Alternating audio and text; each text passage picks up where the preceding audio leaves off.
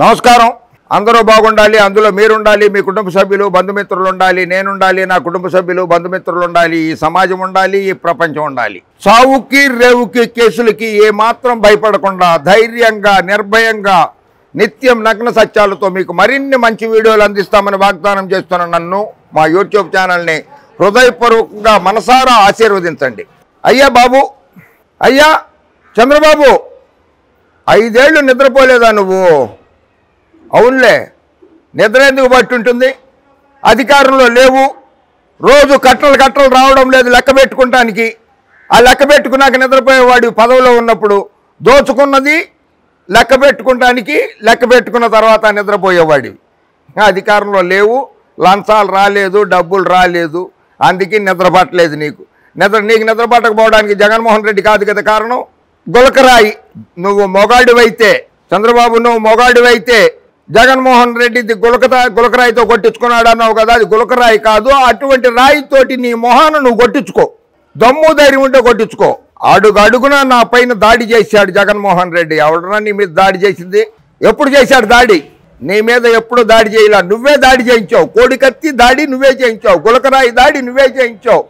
రాళ్లతో కొట్టారు, చెప్పులతో కొట్టారు. రాళ్లతో వైఎస్ఆర్ కాంగ్రెస్ పార్టీ కార్యకర్తలు, క్రమశిక్షణ కలిగిన కార్యకర్తలు, వాళ్ళు రాళ్లతోటి కొట్టరు, చెప్పులతోటి కొట్టరు.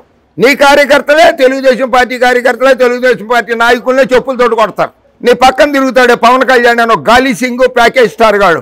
ఆ ప్యాకేజ్ స్టార్ చెప్పు తీసి చూపిస్తూ ఉంటాడు, చెప్పుతో కొడతానని. అటువంటి వాడిని అంట పెట్టుకుని తిరుగుతున్నావు చంద్రబాబు నువ్వు. నేను పెత్తందారినట. నువ్వు పెత్తందారివే, 100% రైట్. నువ్వు పెత్తందారువే.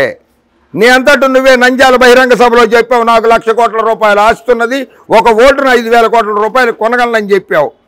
నువ్వు నిజంగా పెత్తందారుడివే.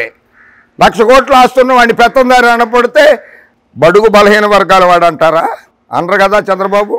కోడికత్తి కేసు నేషనల్ ఇన్వెస్టిగేటివ్ ఏజెన్సీ, కేంద్ర ప్రభుత్వ సంస్థ విచారణ చేస్తోంది.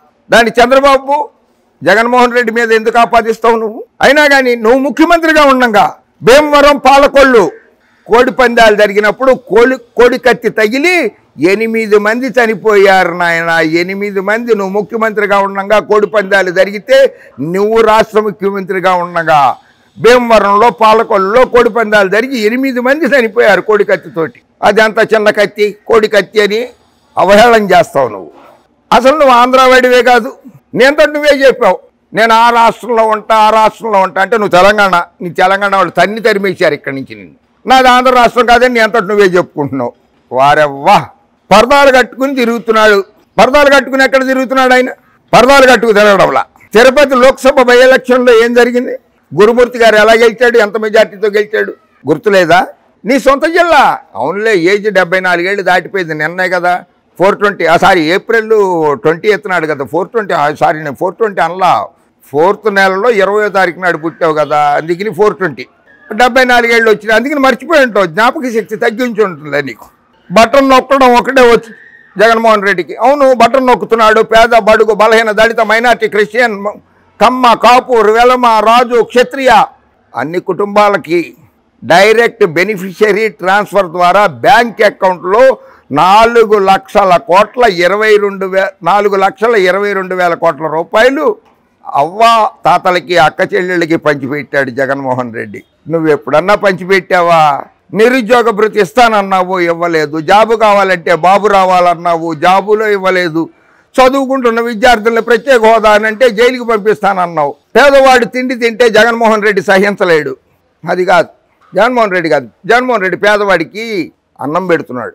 పేదవాడి నోట్లో తిండి లాగేసింది నువ్వు.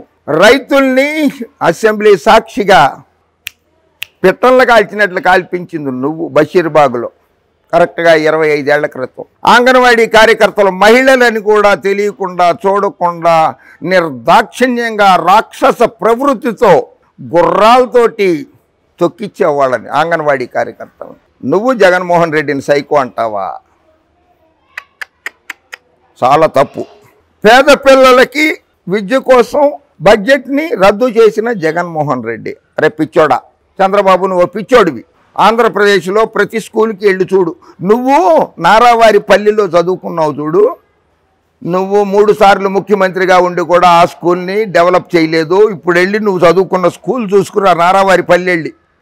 నువ్వు 7 సార్లు ఎమ్మెల్యేగా గెలిచావు కుప్పం నియోజకవర్గంలో. అక్కడ నువ్వు ముఖ్యమంత్రిగా ఉన్నప్పుడు స్కూళ్ళు ఎలా ఉన్నాయి, ఇప్పుడు జగన్మోహన్ రెడ్డి ముఖ్యమంత్రి అయిన తర్వాత స్కూళ్ళు ఎలా ఉన్నాయని ఒక్కసారి వెళ్ళి చూసిరా. నేను వస్తానే టిట్కో ఇళ్ళు ఇచ్చేస్తా. ఏంటి నువ్వు ఇచ్చేదేంటి టిట్కో ఇళ్ళు? 14 ఏళ్ళు ఉండే టిట్కో ఇళ్ళు ఎందుకు ఇవ్వలేకపోయావు?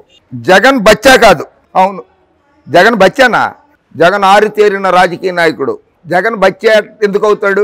నీ చేతిలో బొచ్చు పెట్టి రాజమహేంద్రవరం సెంట్రల్ జైలుకి పంపాడే, అది మొగాడు జగన్మోహన్ రెడ్డి.